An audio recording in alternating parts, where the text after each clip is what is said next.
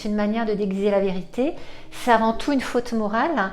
Et il y a des mensonges qui sont empreints de culpabilité, puis d'autres qui peuvent être très nuisibles. Et là, il s'agit plutôt de mensonges qui salissent, de mensonges qui diffament, qui traînent dans la boue. Je pense que ça n'est pas forcément inné. C'est plutôt quelque chose qu'on a tendance à utiliser tout au long de sa vie. Maintenant, il y a quelqu'un qui adore un livre.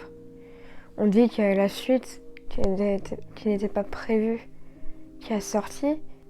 Bah, soit on va le croire, soit on va pas le croire en fonction. Et si c'est un mensonge, bah, c'est pas vraiment qu'on ait dit la vérité, et ça peut être blessant à ce moment-là. Et puis il y a des petits mensonges qui ne nuisent pas autrui et qui enjolivent le quotidien et qui mettent un peu de technicolor dans la banalité de la vie. Et mentir sur son âge par exemple, embellir des anecdotes.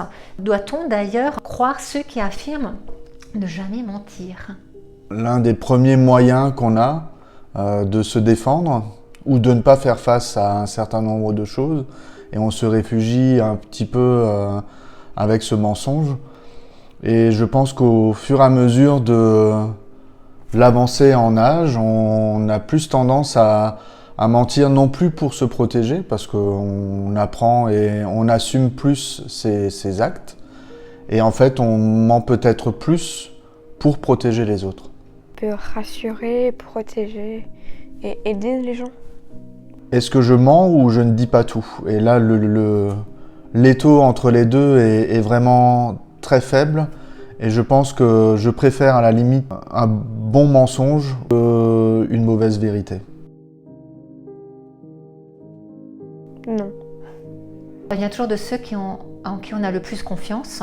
La première réaction en la découvrant est souvent la colère et la tristesse. On peut alors songer à se venger sous le coup de la colère, mais on risque aussi du coup de dire des choses que l'on ne pense pas au fond et qu'on risque de regretter.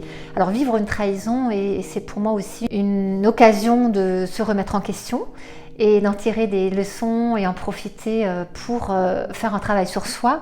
Une trahison peut aussi du coup nous aider à déterminer nos priorités dans la vie, et c'est une expérience qui reste certes douloureuse. Trahir, ça me fait penser à traître, trahison. Donc c'est quelque chose de grave, d'extrêmement grave. C'est toucher quelqu'un au plus profond de lui-même. Et je pense que c'est quelque chose qui est, comme diraient certains journalistes, irrévocable. C'est-à-dire qu'une fois qu'on a été trahi, on ne peut plus jamais faire confiance à cette personne-là. Et peut-être même dans son quotidien.